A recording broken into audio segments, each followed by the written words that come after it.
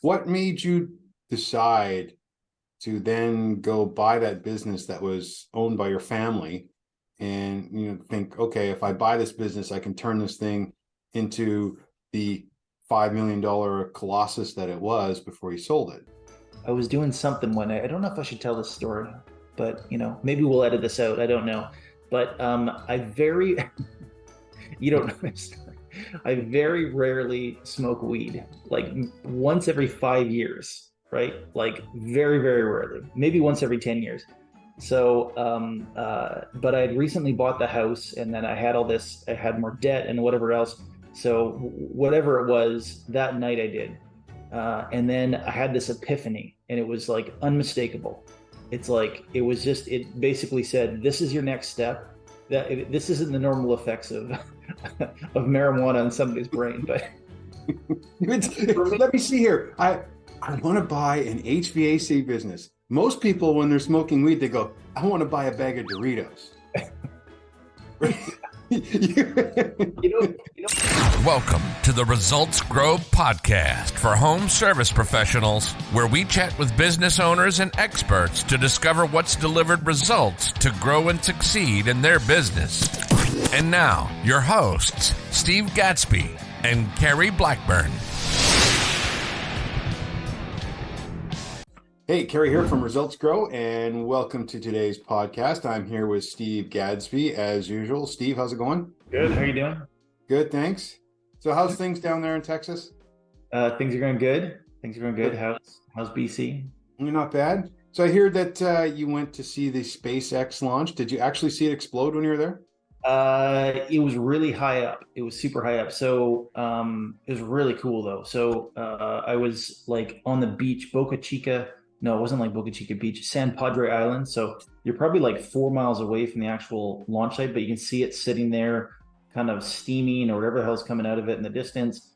And then, it got delayed a little bit and like you're kind of just staring at it. You don't know what's going on. All internet dies because like, let's say there's 20,000 people crowded on this beach and, the cell networks can't handle it. You can't communicate with anybody. Your cell phone's completely dead. You have no idea what's going on. You can't get updates or anything. And then we're just like staring at this, like, it's massive. The thing is 400 feet tall. It's like the size of a skyscraper. And then suddenly, just boom, they light, right? And you can feel it in your chest when the engine's lit. Like from miles away, it's like boom, it hits you. And then it's going. You're like, is it going to make it? Is it going to get off? And then suddenly, it starts coming up, and you're like, oh my god! And like then it goes a little bit higher, a little bit higher, a little bit higher, and you can feel it. It's like your chest is rumbling. Right. And I was filming it with my phone and it was so loud that I almost had to put my phone down to plug my ears from miles away. It was just cloud of dust. And then it starts taking off into the sky. And then I didn't even know what happened. Like, I guess 50, 60 kilometers up, it exploded. But I thought the first stage had separated and that exploded and the rest of the rocket kept going. So I found out 2 hours later that the whole thing blew up. But you could see it. It was 50 miles away, 50 kilometers away or something when it blew up. So you could see the explosion, but it was cool. It was definitely, that's like a bucket list thing for me. I had to see that. So with it on a scale of being loud, like you were 4 miles away, how loud was it compared to F1 when we were at last year? Comparable. That was, it was about the same. The same. Okay. And do you think that Elon shut off all the internet so everybody have to use Starlink when they were there? I just think it was just too many people. Like there's not a lot of, there's like not a super busy place. If you put too many humans and the cell phone network isn't designed for it and everybody's trying to stream and pod, they're trying to do, there was news crews there. There was, it was pretty wild. So I've seen the same thing because I know when I was at Indian Wells watching tennis, I believe that Larry Ellison will actually throttle internet on the grounds. Oh, really? You actually have to use one of the sponsors there in order to get better internet. Huh. Yeah. Oh, that's funny. It might be a bit of a conspiracy, but that's what I've heard. So yeah. I don't have any proof of that, but he's not even trying to make money with Roland. No, what is it called? No, what's that? What's his tournament called? Indian Wells, the BNP Paribas Paribas Open. I think that's just, he's not trying to make money with it. I don't think he cares about the extra $5 for internet. Right, yeah, he's already making money off the tournament enough. He literally owns money off that. I don't think he cares too about the $5. He makes so much money off that tournament that the membership fee in that place is only $150 a month per player. Yeah.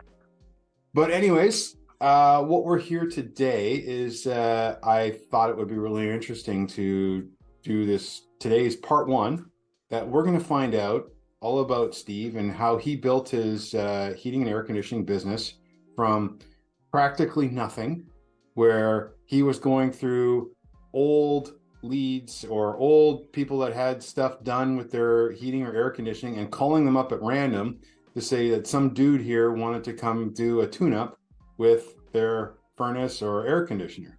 So yeah, go ahead, sir. No, go ahead. What were you say?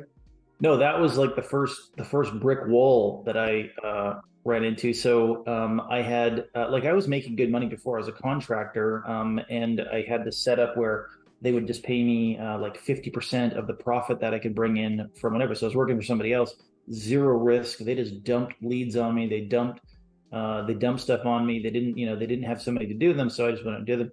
So I left that job and then started, Canada Furnace, or got going on Canada Furnace. I actually bought it from family.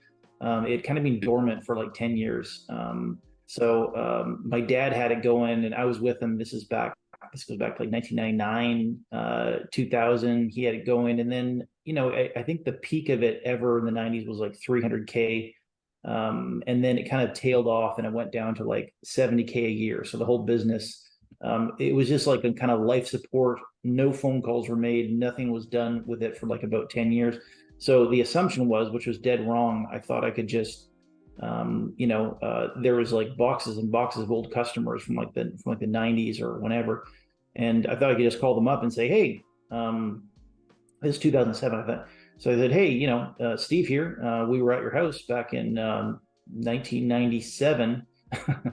Would you like us to pop out there and do a furnace service? And like the numbers didn't work, or people had moved. Like people move on average every 5 years. Stuff I didn't know. So I just tried to call through the box, and it was absolutely pointless. So I'd actually paid. I paid the deal was to get the dusty old box of leads in one truck that said it was an old beat up Astor van, and it was some super old Astor van. I paid $500 a month until I paid off $45,000. So that was actually like my purchase price on the existing business. And $500, I was actually sweating it at the time. I was actually like a little bit worried about it. So I was thinking, this adds to, I'd bought a house, a year before that, and I was sweating it a little bit.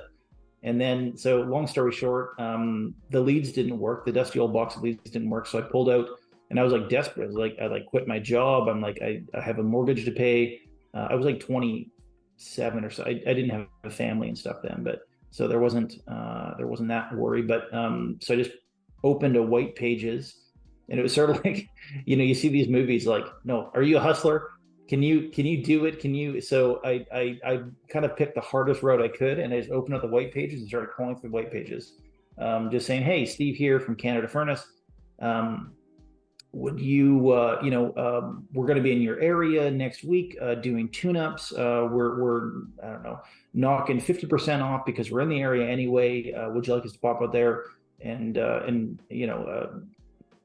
have a look or do a tune-up or whatever else? And one of the first three people said, okay, come on out. I was like, oh shit, that actually worked. So then, so that was like basically the very beginnings of it. And I just personally would cold call a little bit, go do services. And I was always good at selling at somebody's place. Like when I'm in person, I'm much more comfortable and I'm much more in my element. So then they have a 20-year-old hot water tank. It's an obvious sale. You just go, hey, your water heater is 20 years old. It's probably going to blow at some point in time. Did you want to get replaced? Yes. Great. I think probably it was $700 for a water heater at the time. So you can go out and you can make $1,000 in a day quite easily just from basic leads. So then of course, the employee number one was a telemarketer that I knew. Her name is Tammy. She was really, really good at telemarketing. So I put her in. She was then doing the outbound calls. I would just be in the houses, and that was how the ball kind of got rolling back in 2007. So just to kind of take a step back from there, How did you originally get into the heating and air conditioning business? I was so I was 18 and I moved to the Okanagan, just like your son, just like Ryan moved to the Okanagan. So I had this dream. I wanted to live the Okanagan. For anybody in the States is watching this, is like the only little desert in Canada. It's like hotter and nice. And so I thought I'm going to move to the Okanagan, but I had no plan. So I was like 18 and I moved up there and I was living at a hotel, and I was delivering pizza and coming up with my game plan.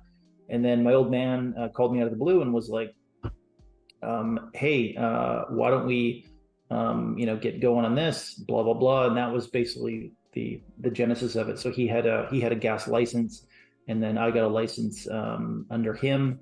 And then, yeah. Was it so? Did you have to go to some sort of school or anything to learn how to fix these things? It's like a 2-year apprenticeship. So it's different in different areas, but it's like a 2-year apprenticeship. There's probably a total of 6 weeks of school per year. So it's like 12 weeks of school, or whatever. And so there's not much of a school component, but I didn't know anything, right? Like most of the guys in there had been in the trade for like a decade. And remember day one, they were talking about hangers, like, a pipe hangs on something.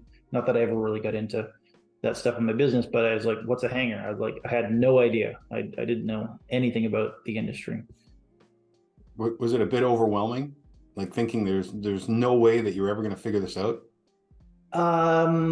No, I mean the school part is it's not terribly difficult. The steepest learning curve of the business, in my opinion, it's the hardest part of it. And I think what everybody should focus on is the sales aspect to it. If you're out there and you're a tech or you're an installer or you're whatever part of the business, if you want to make a lot more money in the trade, learn how to sell, become a service guy, or be in a position that you can upsell things, and then that'll put you in a position that you can then have your own business, or you can grow your business. So that was the longest learning curve. It was just getting comfortable with selling things to customers.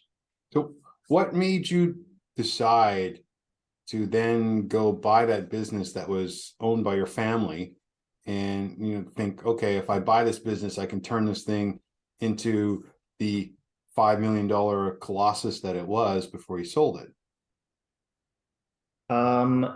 What made me want to do that? I knew I wanted to, like, I was pursuing different things. Like I wanted to go down all these different tracks. I was going to school and doing all this different stuff. And I think I think I got really, I was doing something one night. I don't know if I should tell this story, but maybe we'll edit this out. I don't know.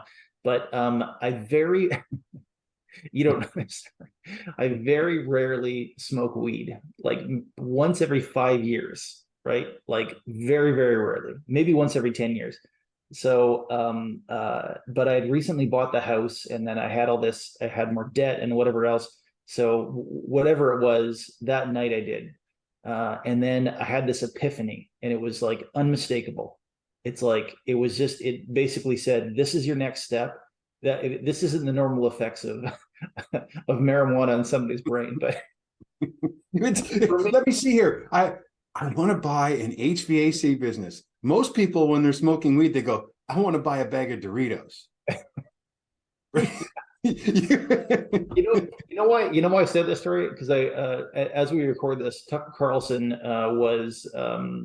he got fired from his job, and then he did a little video afterwards, and the video said, if you tell the truth, you'll get stronger, right? I don't know if you saw that little video, yeah. But every time, if you do everything in your power to tell the truth, and it will make you stronger. So you know what? That's the truth. I smoked weed, and I just had this very strong epiphany. Like, this is your next step, right? Stop sitting on the sidelines. Like I had wanted a business for years and years and years. Like that was my vision. I had the ticket, I had the trade, but it's like, I wasn't totally into it. But what I didn't realize is that it took me years to kind of realize this. I love business. I love growing things. I love figuring that stuff out. The actual, the physical part of doing HVAC, I could do it all. I've done lots of installs and all that kind of stuff, but I wasn't terribly into that. I'm not even terribly good at it.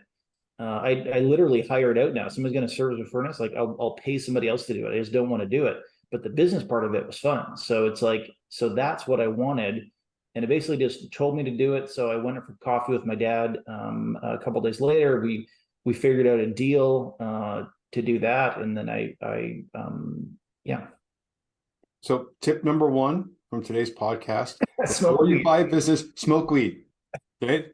Smoke weed and you'll come up with the best ideas of your life. All right. So where did you, I mean, this might sound like a bit of a private question, but where did you come up with the money for the investment for the business? Well, that's what I was mentioning before. It was $500 a month. Okay. For So up to $75,000. no, 45,000.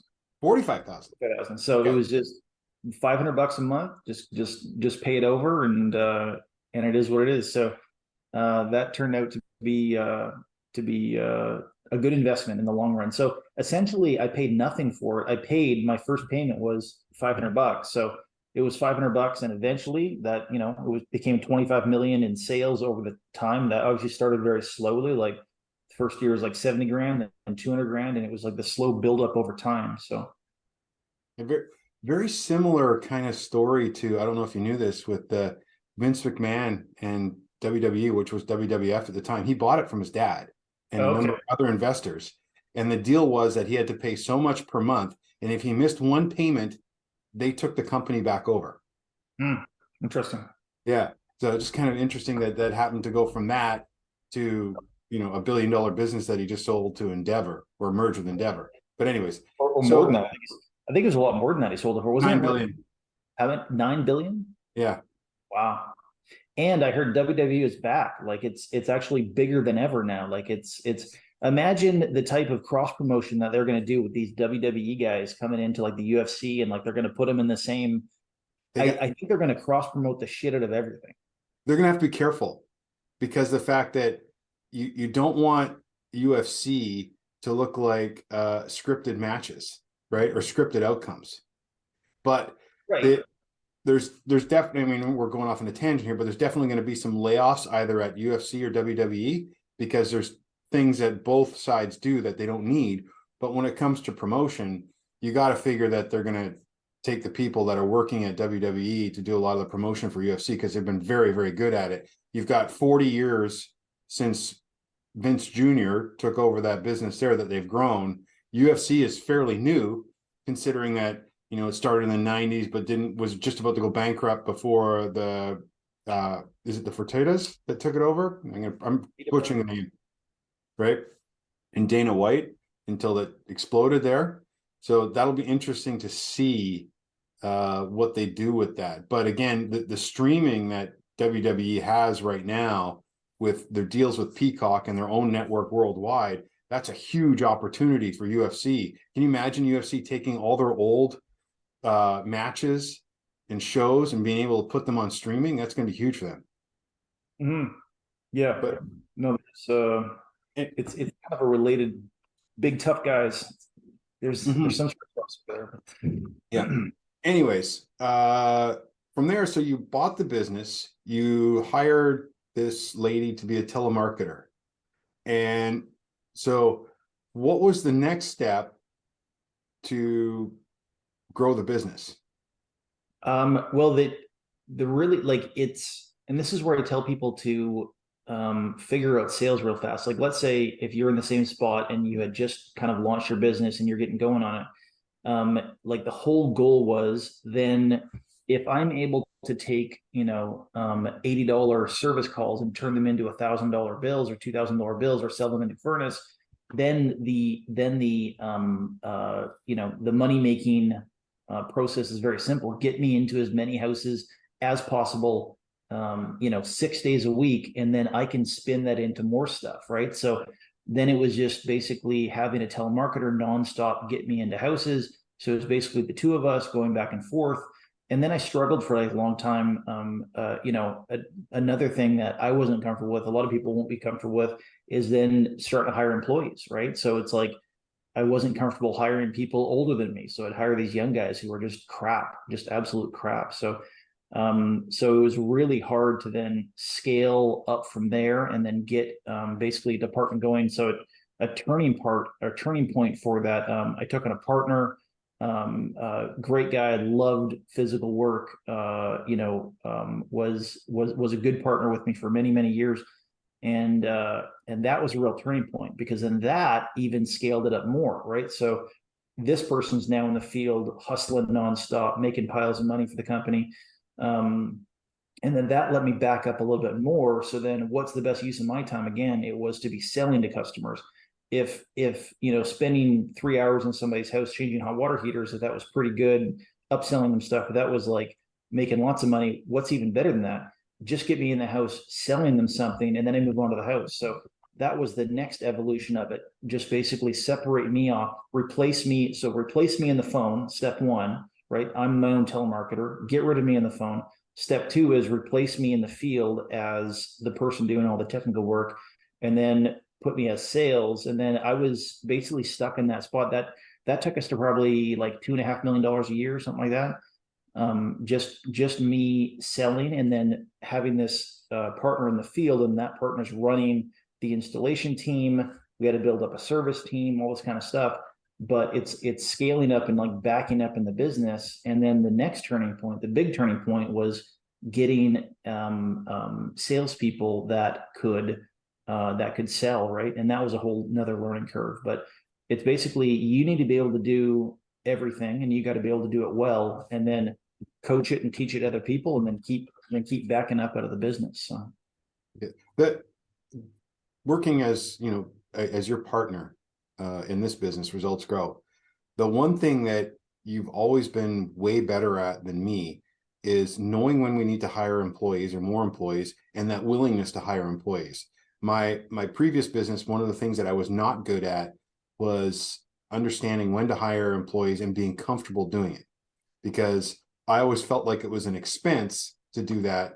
But in reality, you get the right people, it is an expense to begin with, but then it becomes an actual benefit, because it allows other people to do the things that they're good at, and in the areas that are going to make more money. For as an example with you, and correct me if I'm wrong, is that getting you out from doing installs where it takes you 3 hours, whereas just get you into more houses and sell them and have somebody else come in and do the installs or repairs after you, correct? yeah, and it's not rocket science. It's like, basically, it's just what is the most logical thing that will make the most amount of money in the least amount of time. And if you're by yourself, it's you do everything yourself, and then it's just basically having those people execute those tasks for you. So it's just, and then like, and we've done this with your son, like with our marketing company here. It's like, or we done it with you. It's like, basically, you were the guy, like when we got going in our marketing company, you were the guy doing everything. You're posting the ads, you're making the ads, you're making everything.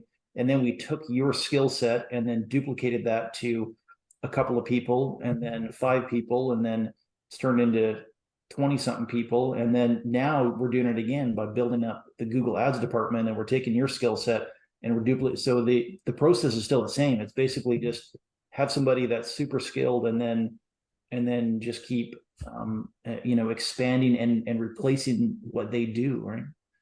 But I actually think this is a good chance for me to ask you about what you've learned from hiring people, and the process of hiring people, and what you think works best when it comes to hiring people. We hired somebody this morning. I don't know if I mentioned that to you.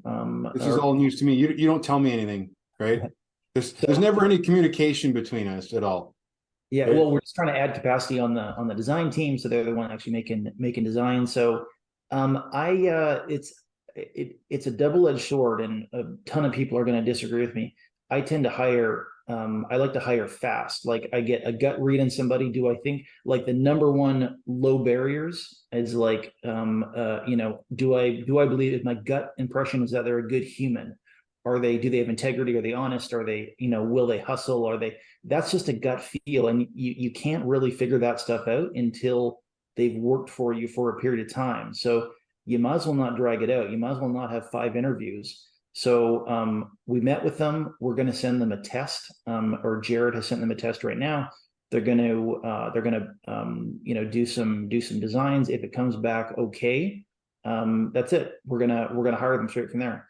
That said, and one of two things happen. You land on people that are rock stars, or you land on people that are duds, and then you need to be blunt and brutal sometimes about terminating people. And we've, if our team is at 22 in the last 3 years, you know how many people we terminated? I think it's 11. So we've actually hired 33 people, right? And through churn, we're at the best. So we hire people who we think can be rock stars and we think can be the best. And then if people prove that they're not meeting our standards, or they're not going to kill it, we terminate them. So it's hard, it's messy, it's painful. I don't like terminating people. It's not a fun thing to do.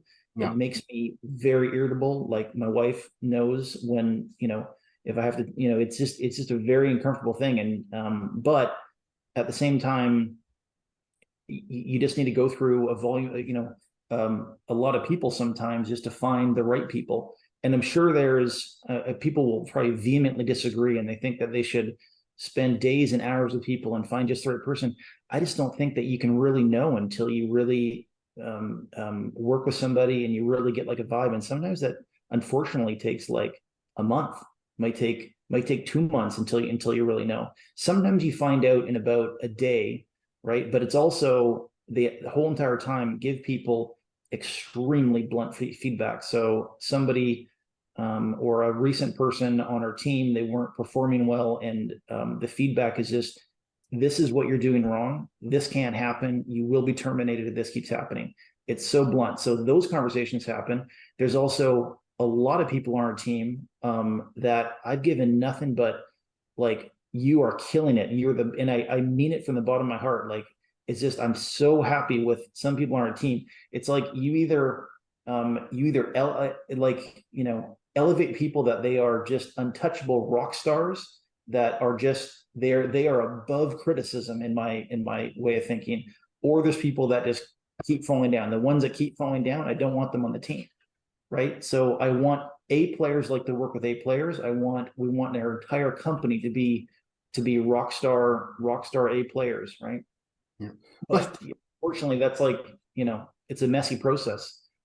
But yeah, letting people go or terminating them is something I find difficult as well, because you're dealing with people's lives, right? They might be good people, but they might just not be good for the position too. And it's hard because you feel like, I don't want this person to be stuck where they're not making money or whatever, but you can't have somebody who's working for you who just isn't doing the job. Well, one thing I learned from the last business, and it was not a fun process, and it got real messy. It's much more humane and much more Humane. I don't know. Maybe that's the wrong word. It's much better if you're super blunt with people, because if somebody's irritating you and they're not performing how you want them to perform, but kind of hold it all in, you make kind of little sort of say, this has to be better, this has to be better, and you just get so fed up, and then you fire them. That doesn't go well, right? They're kind of like surprised. Well, I didn't even know that I was doing a bad job. But if you're super blunt and open and go, nope, this is like a 3 out of 10 of where I needed to get to. If you're super blunt and open, they know where they're sitting at. And once in a while, I would say, some of them go, you know what, I need to turn things around. I need to get a lot better. And they kind of close that gap. Most of the time, whether it's through, if they don't want to work hard enough, if they're not really interested in it, if they should be doing something else, they don't make it, right? But you were super clear along the way that what they're doing is not what you want. So when the termination comes, it's not a surprise. It's more like well, I knew that was coming, right? There's no surprise to it, and you put it in writing and all that kind of stuff too, as it goes. So. I mean, even when it comes to hiring and some of the interviews that we've done together, I mean, we can tell right away if these people are going to work or not. I mean, we've seen some pretty bad ones, you and I. I mean, you know what I find that one of the best telltales is how good of a communicator they are. Yeah. And it doesn't even matter if what they're doing is not in communication. Like if they sit in a room all day and do something techie, good communicators become good employees and good. And I don't know, I don't understand what the connection is there, but people with strong communication skills, verbal, written, whatever else, generally will be your best employees, no matter what. So, Or I've always found two things: is that energy, right? If you're interviewing somebody who has zero energy, they're likely going to have zero energy when it comes to doing the job.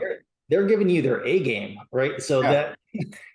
that is the best that they will ever be. Exactly. Or a case of the I want tos. And you can tell that when you're talking to people is that, I want to do this. I can do this. And I mean, I can remember, like a couple of the interviews that we did, there was the one guy that showed up and he was obviously high, right? Yes. Right. He was like, you're on an interview with us and you're stoned. And I'm thinking like that, I think that interview, lasted less than 2 minutes. Yeah. It was like, oh yeah, no, we just want to meet everybody. Got to go. Thanks, bye. Yeah. People, and then others, one person I can remember we interviewed who was telling us, this is another thing too, is that as an employer, what to look for. And also if you're looking for a job, don't do this, right? This person, who shall remain unnamed and even gender specific, was complaining about their current employer and not paying them enough, right? And things that they weren't getting that were discussed before. And it's like, okay, if you're complaining about your current employer like this, what are you going to do when you're working for us? No, it's a huge, that was even like a tip, like tell us, it was, I read that on Twitter or something. It was like their favorite interview question is like, tell us all the problems or, the boss that irritated you the most and why. Like you're trying to actually get them to start complaining about their old employers, and then you kind of find out their perspective on, if it's like an adversarial thing, like, it's so at the same time I think it's like you got to be very, very blunt with people, but at the same time, the opposite of that, I want people to have maximum freedom. So if you're with us, like we're not going to be staring over your shoulder. Everybody here works remotely. It's like we're going to give you limitless freedom, right? You're going to be. We just want you to accomplish tasks. You can do it how you want. You can work. You can take off. For somebody just messaged me here. It was like, hey, I got to go over to. I don't care. Go for 2 hours. It's like as long as the work gets done, do what you got to do. Put your time in. We'll give you limitless freedom. But if somebody's a low quality employee, they will quickly take advantage of that, and it becomes very obvious, and you got to get rid of them. So it's like it accelerates how fast you find out by giving people trust. And the best example I can give about when hiring somebody was my previous business, and now she works for us at Results Grow, which is Crystal, our web developer here. Is that we were looking for somebody to help me with the web development side in the previous business, and I must have interviewed 3-4 more people than that. And they all had experience. They all come in and then they start demanding things. Well, I want this, right? I don't want to work these days. These are the hours I want to work. And you're like, okay, why are you taking this time? It's almost like I'm bothering you by bringing you in for these interviews. And these were face-to-face interviews. And I thought, okay, I'm going to look at this one lady who applied for the position just out of school, thought, I'll see what it's like. So Crystal came in and did the interview, and I could tell right away that this is a good human being.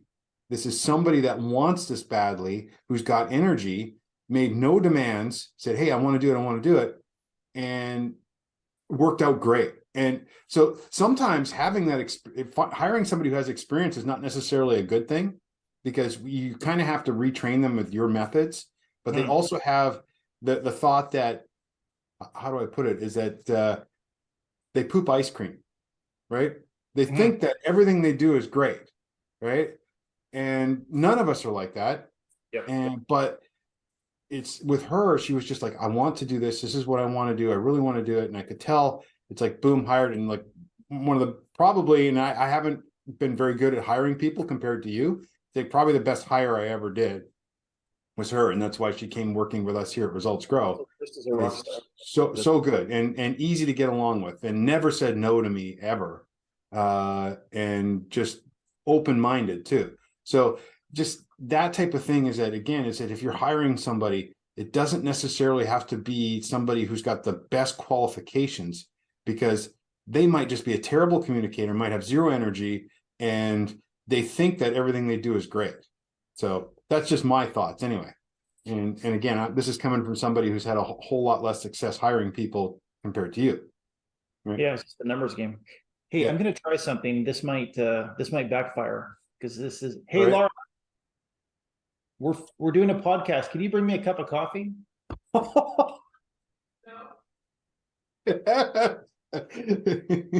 What did she answer? No, but we're recording. I can't go over there and like put it in. And could you just?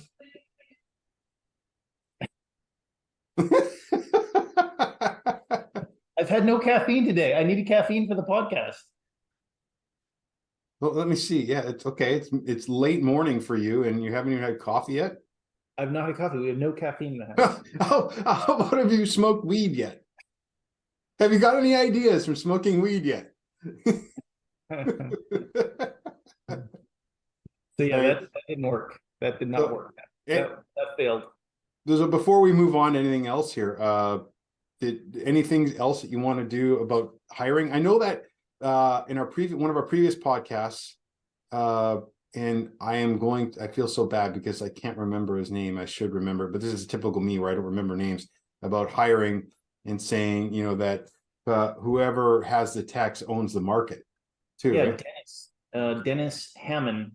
Dennis. Yes, Dennis. He owns the biggest plumbing heating company in Seattle. He's an amazing recruiter. Yeah, go back and look. That's episode 1. Yeah, like hiring techs. So you got to differentiate. So all the advice I gave earlier is probably around all the office people that that have hired either here or a Canada furnace. Techs is a hard one. So Vancouver area is a difficult market in terms of like it's very high living costs, and there's a lack of supply for that whole thing. So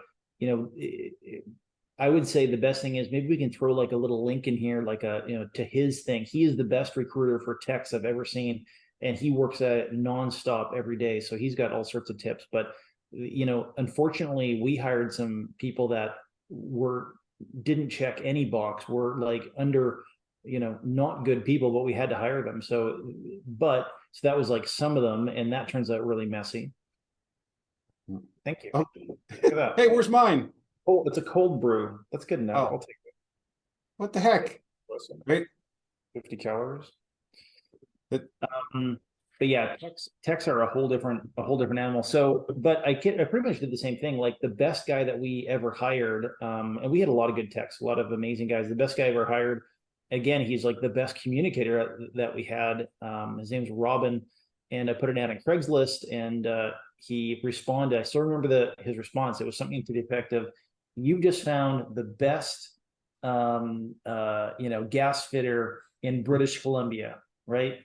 When are we going to meet?" It was like very this blunt. And then I met him, and the guy's just a rock star, and he did amazing work for me. And then once you kind of you start getting like a crew of guys that are awesome. But it's the same kind of thing. You need to hire a bunch of people, and you got to get rid of the ones that don't work out. But outside field staff are much more difficult to manage than I find office staff. Was Robin the one that lived in your office? No, that was Gary. Gary, okay. I kind of he came with the shop that I bought. He lived in a suite in the shop, so I sort of he came with some real estate. And then he's like, then we were like short staffed one day, and we're like, "Hey, Gary, do you want to work with us here?" And then he says, "Well, okay, let me put a shirt on." And then he started by doing that, just being like a guy in the field. And I'm always a big fan of people should be doing whatever they were, whatever, like people are put on the earth for like different things, like they're good at different things. And whatever the job was, Gary just connected with the people, with whatever job it was. He would joke around, customers would love him, like he'd really connect with them. So then years later, we put him into sales, and he's just an absolute rock star at sales. Like he went from basically just an hourly field employee that he probably didn't love, to being like just a rock star sales guy. And then I think he still works for the company that bought Canada Furnace. Even now, I think he's like one of the top sales guys, from what I understand. So that, I think people should always be, and it's like you got to see, kind of recognize like that. That's probably the funnest part about having employees. Like the worst part's firing them. If that's the worst part, the best part is if you can recognize something in them, and then to see them develop and get better and better is just an amazing thing to see. So Yeah, I think you missed a point there, though, that he didn't go from just starting working with you. He went from living in the office and coming with the real estate. oh yeah, no, exactly. We basically he came with the real estate, and then we put him on one of the work teams, or we asked him if he wanted to work, and then he started working with that. He did that for like years and years, and It's always so interesting to find out how people get hired at businesses. And I mean, that was one, that you think that, here you get an employee who ends up being a valuable employee who was just kind of like, hey, I live here with the real estate. But that's for another, one of the future parts of this interview. I do want to ask you about the real estate that you purchased for the business, which is actually a really interesting story as well, and ask about that. And I mean, there's so many different things about hiring and people. And I mean, I can tell you, when I was hired at the newspaper, there's a chain of newspapers here in the Vancouver area where I live, that when I was hired, I went to do the interview for it, and I was in a pair of sweatpants when I went and did the interview. And you think, what the heck are you doing showing up in a pair of sweatpants, right? Well, I had just had surgery. I had a cyst removed on my tailbone. So it's not like I could put any decent pants on. I couldn't even sit down because stitches or everything. So I'm thinking, I thought I got no chance at this anyway. So I go to the interview and I explain, hey, this is why I'm like this. I got this here. And it's just like, and all I had was experience from high school, right? The newspaper was switching over to do all of their advertising design on Mac computers. And this was 1990. This was like March of 1990. Mac computers. And all my experience learning was in using what was at the time, which was the industry standard kind of for doing design, which was PageMaker on a Mac. And they didn't have very many people to do that. I was 19. I had no college experience for designing advertising, no college experience for marketing at all. I was basically right out of high school, and they were and I said, yeah, I know how to do this and this. And so I did the interview, and I thought, yeah, I'm never going to get this because I've got no experience whatsoever. And all of a sudden I get asked, yeah, do you want to come work? And I was just like floored. Like I thought, no way. Right. I mean, what, how could I have, got this when I looked like I did? I mean, I can remember I had these black Cooper sweatpants on when I did the interview, like horrible, right? I looked like just like crap because I had surgery like 5 days earlier and it looked terrible. You probably didn't. You probably didn't meet the criteria when the hiring person, you know what I mean? Like they were probably thinking some established, some person that does design all day. So somebody took a flyer on you. Right? He did, and actually, I'm still good friends with the guy, and the guy's name's Rick. He hired me. He gave me a huge opportunity, right? And to this day, whenever I see him, I thank him. The interesting thing is that I became manager, and he became one of the employees there later on, which is still weird, right? Because to this day, I kind of still think of him as that, being my supervisor at the time, right? Just a fantastic guy, and but yeah, it was interesting hire. And I can remember, like in the first 2 weeks, I did an ad, and he's like, he calls me in his office and he's like, hey, and he's just very soft spoken. He's like, this wasn't very good. You need to kind of fix this. And for me, and me, like I would take that like, that's horrible. I gotta fix it, right? Yeah. And I'm thinking in my head, you're a total screw up, Cary. You gotta fix this. You gotta do better than that. And it was kind of like, it put me in that direction, like I'm gonna do better and better and better. And it worked out really well. And his joke all the time later on was that he found me playing video games at 7-Eleven. That's why he hired me, right? But yeah, so I mean, that from there is that I learned a lot of my marketing and advertising design working in that newspaper environment, and very stressful environment. And I know we're kind of off topic here, but it actually learning that stressful environment helped me a lot, because in newspapers, we had 2 newspapers that went out, one on Tuesday afternoon, one on Friday afternoon, and you always had deadlines. It's like you got all this stuff and you got to get it done before deadline, and you rush, you get it out, and then it's like, but then the next morning you're starting all over again, right? And for me, it was very hard after I left that, working there 20 years later in my own business, is that to not have deadlines. Right. You had to like artificially I did. Yeah. Right. I was making deadlines that I could never meet. And then I'm depressed and stressed going, I didn't make that deadline. But it was there were some days that we were there 11, 12 hours to get a newspaper out. And you're just like doing all this stuff, and you're doing it on old Mac computers where the screen was literally like 6 by 8 inches, right? This tiny thing, black and white. And yeah, we want you to do a color ad too. How do I do a color ad in black and white? But yeah, sometimes just that there are things that make you uncomfortable that you learn how to deal with, that help with other things. And that was one thing that was really uncomfortable, is that stress of the deadlines. And it took me a long time to get over the fact that there were no deadlines anymore. So it's just interesting. And I'm just giving my example of being hired, and that sometimes it's not necessarily the best looking, best dressed, highest qualifications that ends up being the best employees. No, totally. Yeah, it's Right. definitely there's zero correlation. Like the best office guy I ever had, or you know him, Ryan. Yeah. He's both our friend. Like if you saw him at a distance, especially like he's amazing guy, and like when he was younger, he's into tattoos. Like he's got tattooed arms and stuff like that, and you would think that he wouldn't be the type of person that would be drawn to being like a rock star office manager guy, and he was just unbelievable.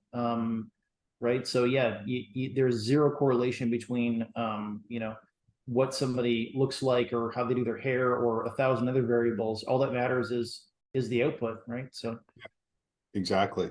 we can probably we can save, there's about a 1,000 stories related to the business and growing the business. We can break this up into different parts. We can kind of like wrap this one up, and then we can jump back in from like a different time on another pod or something too, right? So yeah, let's end this podcast here, because I think we've gone over a lot of things that hopefully will be interesting to people and also helpful. But and what we'd like you to do is, if you like what you hear, subscribe, whether it's Apple Podcasts, whatever podcast you use, whatever device you use. I think it's even on Spotify as well. Also on YouTube. If you like, subscribe, share it with other people that might like this video or like our podcast. We're going to have way more things like this. We're going to have podcasts like this where we're talking. We're going to have interviews. We're going to have some other ones, some short ones about some tips and stuff. So yeah, I mean, Steve, anything else you want to add to that? No, that's good. Yeah, this like and subscribe, and we want to keep doing this, and the goal is keep interviewing lots of great contractors all around the States and Canada too, and just absorb all their wisdom from them, and put it up online and share it with everybody. So. Yeah. And if you want to have a talk with us about how we can help you with your marketing, like we have for hundreds of clients across North America, whether it's heating and air conditioning, whether it's roofing, we've even done a lot of stuff with turf. Hey, click the link below here. Come on over, book a call with us, see if we can help you. If we can help you, we're going to let you know that we can. If we can't help you, we'll let you know that too. But anytime you talk with us, there's never any obligation.